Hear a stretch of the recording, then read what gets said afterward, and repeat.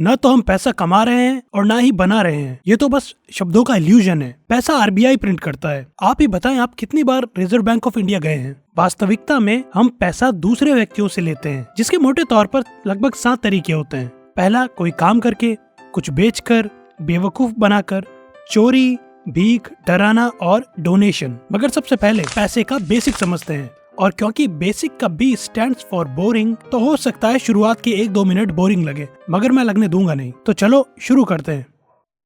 कभी सोचा है, जिस ग्रह पे हम पैदा हुए हैं उस पर रहने के लिए हमें पैसे क्यों देने पड़ रहे हैं? यहाँ हर चीज की कीमत क्यों है? इंसान तो छोड़ो, जानवर तक को इलाज, खाने और छत के लिए गाय को दूध देना पड़ता है, कुत्ते को चौकीदारी करनी पड़ती है और गधे को गधा मजदूरी। मगर आखिर ये सिस्टम बनाया किसने है? इसे कंट्रोल कौन कर रहा है? वेल, टैक्स से परेशान लोग सरकार को इसका दोष देते हैं, कुछ बड़े बिजनेसमैन को, और कुछ दिल बहलाने के लिए इल्यूमिनाटी या किसी सीक्रेट सोसाइटी को इसका जिम्मेदार ठहराते हैं। मगर इसका असली जवाब है कोई भी नहीं। दरअसल ये सिस्टम बाय प्रोडक्ट है प्रकृति के नियम सर्वाइवल ऑफ द फिटेस्ट का, यानी जो ताकतवर है वही जिंदा रहता है। और क्योंकि इंसान ने पैसों को ताकत दे रखी है, इसीलिए जीवन के लिए पैसा जरूरी हो जाता है, और इस तरह सिस्टम अपने आप बन गया है। The science of getting money. विज्ञान की तमाम शाखाओं में से साइकोलॉजी है जो पैसे को समझने में कारगर है। जैसा कि वीडियो की शुरुआत में हमने देखा, हम पैसा किसी दूसरे व्यक्ति से लेते हैं, जिसके कुछ तरीके हैं। पहला, कोई काम करके, सारी जॉब्स सर्विसेज इसी में आती हैं। दूसरा, कुछ बेचकर, चाहे वो प्रोडक्ट हो, प्रॉपर्टी हो, शेयर हो, बीटीसी हो या ईटीसी हो। बेवकूफ बनाकर, यानी कि स्कैम मत करना, पुलिस वाले बहुत बुरी तोड़ते हैं, क्या हड्डियां। चोरी, अगेन डोंट डू इट। भीख मांगना, डराना और डोनेशन। अब इनमें से काम और बिजनेस तो जेन्युइन तरीके हैं। भीख और डोनेशन कोई आपको देगा नहीं, चोरी के दुष्परिणाम है, मत करना। अब बेवकूफ बनाना और डराना, ये इतने सीधे नहीं है। कई बार आपको बेवकूफ बनाकर सामान बेच दिया जाता है, जैसे फेयर एंड लवली क्रीम। चमड़ी का रंग बदलना बिना किसी सर्जरी या दवाइयों के असंभव है। खैर, काला रंग कोई समस्या थी ही नहीं। फिर लोग जागरूक होते चले गए और क्रीम का नाम बदल के रख दिया गया ग्लो एंड लवली, जो सही भी है। इसी तरह गंजेपन का डर दिखाकर कोई आदिवासी अपना तेल बेचकर चला जाता है। मौत का डर दिखाकर आयुर्वेद के नाम पे जड़ी बूटियां बेच दी जाती है। आपको ये दोनों ही तरीके प्रयोग में नहीं लाने, बस सतर्क रहो, इसीलिए बताए हैं। वीडियो में अभी तक बने हुए हो, शुक्रिया।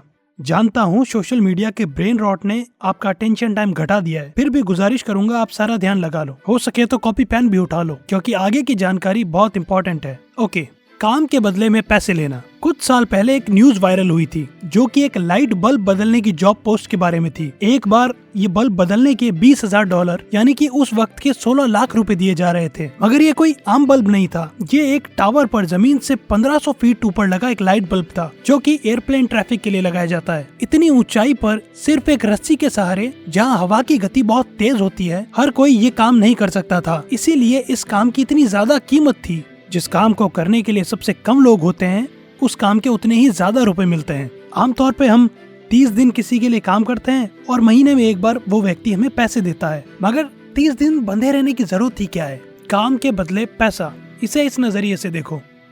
कुछ बेचकर बदले में पैसे लेना।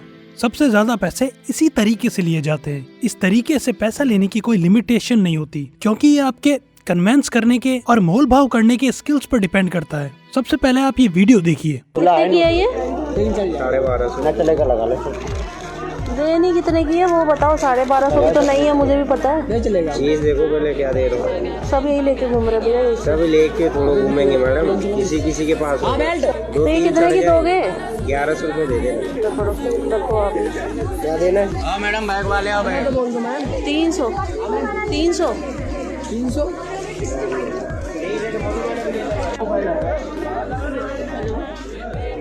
300 में देनी है तो बताओ। बेकार 300 500 उसके ऊपर कुछ देना। 300। दीदी के नेगोशिएशन स्किल को 21 तोपों की सलामी। मगर इसे साइड में रखते हैं, क्योंकि हमें पैसे लेने हैं, ना कि देने हैं। घड़ी की शुरुआती कीमत 1250 बताई गई, मगर बेची 300 में गई। इसके बावजूद ये व्यक्ति फायदे में रहा है, यानी ये घड़ी उससे 300 से भी कम में मिली है। और अगर हम मान ले कि एक आम आदमी मोल भाव करके 1250 से 600 तक आता है, यानी कि ये आदमी एक घड़ी पर 350 कमा रहा होगा। और अगर 10 घड़ियां भी इसने बेच दी तो एक दिन के 3500 रुपए, जो कि महीने के लाख से ऊपर चले जाते हैं। महीने के इतने ज्यादा रुपए तो एक अच्छी खासी डिग्री वाला भी नहीं कमाता है, और लाख ना भी हो तो 60-70 हजार होने पर भी ये बहुत ज्यादा है। अभी आपको लग रहा होगा कि स्टेनलेस स्टील की हैवी एनालॉग घड़ी इतनी सस्ती हो ही नहीं सकती, ये पक्का कहीं से चुरा के लाया या शायद चोर बाजार है। मगर ऐसा नहीं है, इन्हें चाइना से मंगाया जाता है। Alibaba.com चाइना की एक होलसेलर वेबसाइट है जहां से माल पूरी दुनिया में भेजा जाता है। यहाँ मैंने एक ऐसी ही घड़ी देखी जिसके 200 से ज्यादा पीस मंगाने पर एक घड़ी $1.82 यानी कि लगभग 160 रुपए की पड़ती है।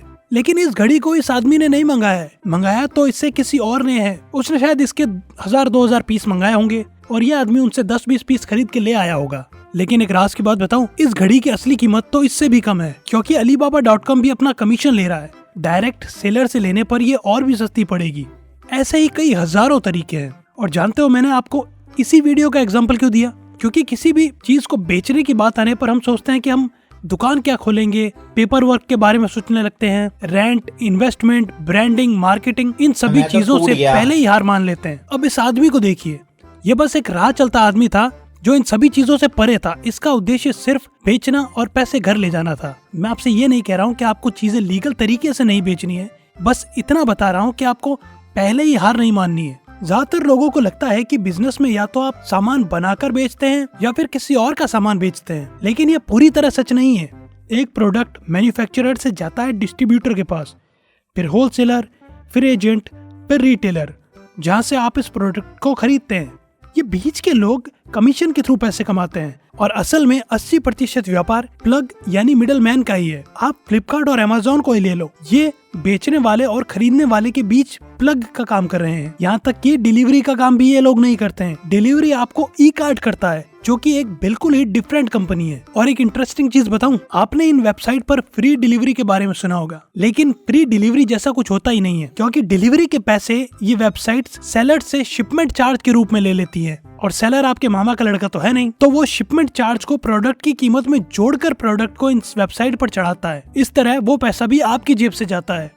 मगर चीजों को अलग नजरिए से देखने के बावजूद आप ये नहीं कर पाएंगे, क्योंकि अगर ऐसा होता तो आपको ये वीडियो देखने की जरूरत ही न पड़ती। इसके कुछ मनोवैज्ञानिक कारण हैं। पहला, लो सेल्फ स्टीम, यानी कि खुद को हमेशा कम आंकना। लियोन फेस्टिंगर की सोशल कंपैरिजन थ्योरी ये कहती है कि हम अपनी वैल्यू को दूसरों से तुलना कर समझते हैं। मगर हैरानी इस बात की है कि ज्यादातर लोग अपनी तुलना अपने से सक्सेसफुल और अट्रैक्टिव लोगों से ही करते हैं, जिसकी वजह से उनमें लो सेल्फ स्टीम आ जाती है और किसी भी काम को करने में वो खुद को पहले ही रिजेक्ट कर लेते हैं। इसका सेकंड रीजन है फियर ऑफ स्टैंडिंग आउट, यानी कि खुद को भीड़ से अलग दिखाने का डर। सोलोमन एश की नॉर्मेटिव सोशल इन्फ्लुएंस थ्योरी कहती है कि लोग अक्सर भीड़ के साथ रहना पसंद करते हैं और हटकर कोई नई चीज करने से बचते हैं। किसी इवेंट में अगर लोग तालियां बजा रहे हैं तो आप भी तालियां बजाने लगते हैं, भले ही आपको वो परफॉर्मेंस पसंद ना आई हो। सबसे बड़ा रोग क्या कहेंगे लोग, ये कोट इसी चीज को बताता है। आपको एक उदाहरण देता हूँ। सोशल मीडिया पे कुछ ऐसे लोग हैं जो इसकी बिल्कुल भी परवाह नहीं करते हैं, जैसे पुनीत स्टार और डॉली चाय वाला।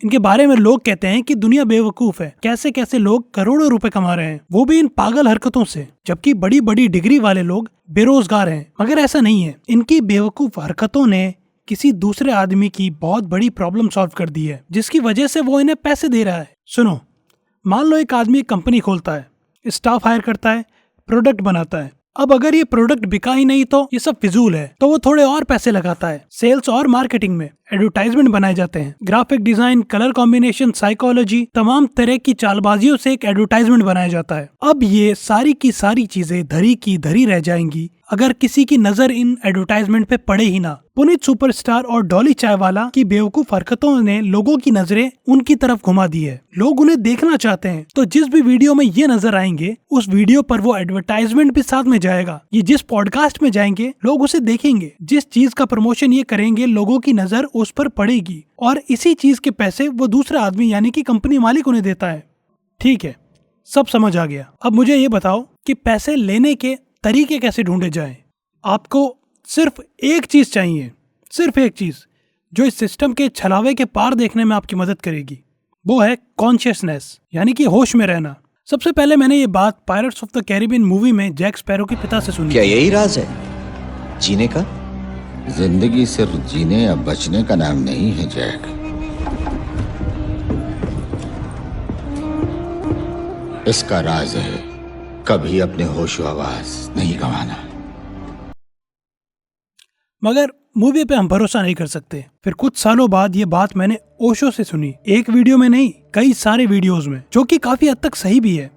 हम दिन भर में कितने काम बस करते चले जाते हैं, हमारे एक्शन हमारे आसपास की चीजों और दूसरे व्यक्तियों से इन्फ्लुएंस्ड होते हैं। ऐसे में नई बातें खोजने और चीजों के पीछे छिपे इल्यूजन को देखना असंभव हो जाता है। आपने कभी गौर किया है कि रेस्टोरेंट्स और होटल के लोगो और थीम में हमेशा लाल या पीले रंग ही क्यों शामिल होते हैं? क्योंकि साइकोलॉजी के अनुसार ये रंग भूख को बढ़ाते हैं। मॉल में बिस्किट और चिप्स के पैकेट हमेशा नीचे की शेल्फ में ही क्यों रखे जाते हैं? ताकि बच्चों का हाथ इन पर आसानी से पहुंच सके। सड़क पर खड़ा भिखारी आपसे कहता है कि वो भूखा है और बदले में आप उसे पैसे दें। मगर आप मुझे बताएं कि बाजार जाते वक्त कितनी बार आप साथ में खाना लेके जाते हैं? हम में से कोई भी नहीं ले जाता है, ये बात वो भिखारी भी जानता है। मगर ह्यूमन इमोशन को ट्रिगर करने के लिए वो भूख का बहाना बनाता है, क्योंकि सीधे पैसे मांगने पर ये उतना कारगर होता नहीं है। और वो अगर इतना ही भूखा था तो बाजार की जगह लोगों के घरों पर जाकर क्यों नहीं मांगता है? ये भारत है, यहाँ हर घर से लगभग एक रोटी तो हर कोई दे देगा। ऐसे न जाने कितने छलावे हमारे आसपास 24 घंटे काम करते रहते हैं, हमें सोचने और समझने से रोकते हैं और हम नए तरीकों को खोज ही नहीं पाते हैं। और आज के रील्स और शॉर्ट्स के जमाने में ये तो और भी मुश्किल होता जाता है।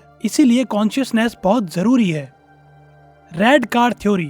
अगर मैं आपसे पूछूं कि काम से घर आते वक्त आज आपने कितनी लाल कलर की कारों को देखा, आप इसका जवाब नहीं दे पाएंगे। हालांकि आपकी आंखें सब देख रही थी, आपका दिमाग भी चल रहा था। और अब अगर मैं आपसे कहूं कि बाजार जाकर वापस आओ, फिर मुझे दिखाई देने वाली लाल कारों की संख्या बताना, तो इस बार आप बिल्कुल सही जवाब देंगे। इंसान वही देखता है जो वो देखना चाहता है। आप अपने पूरे दिन में कितनी बार अधिक पैसे कमाने के बारे में सोचते हैं? शायद एक बार भी नहीं। जिस प्रॉब्लम को सॉल्व करके आप दूसरों से पैसे लेंगे, वो प्रॉब्लम भी आपको तभी दिखेगी जब आप उसे देखना चाहोगे। और इंसानों की जिंदगी में क्या प्रॉब्लम है, इसका डेटा आपको मिलेगा इंसानों में। Everybody is a data source.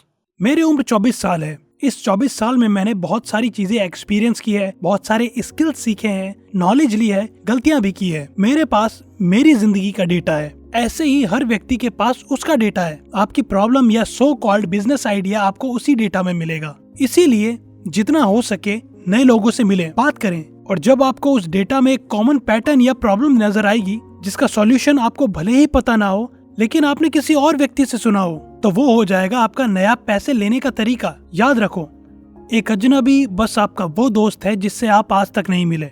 इससे आपके कनेक्शन बनते हैं और आपका नेटवर्क मजबूत होता है। आपको ज्यादा अपॉर्चुनिटीज मिलती हैं। मैं आपको पैसे कमाने का एग्जैक्ट तरीका नहीं बता सकता हूँ, कोई भी नहीं बता सकता है, क्योंकि ये मेरी समझ, मेरे आसपास के वातावरण और जो घटनाएं मेरे साथ घटी है उन्हीं से बना होगा, जो आपके लिए बिल्कुल अलग हो सकता है। पैसे कमाने के तरीके आप अपनी सूझबूझ से ही निकाल पाएंगे। खैर, अगर कॉन्शियसनेस आप में मौजूद है तो पूरे होशो हवास में ये बटन दबा के साबित कर सकते हो। मिलते हैं नेक्स्ट वीडियो में।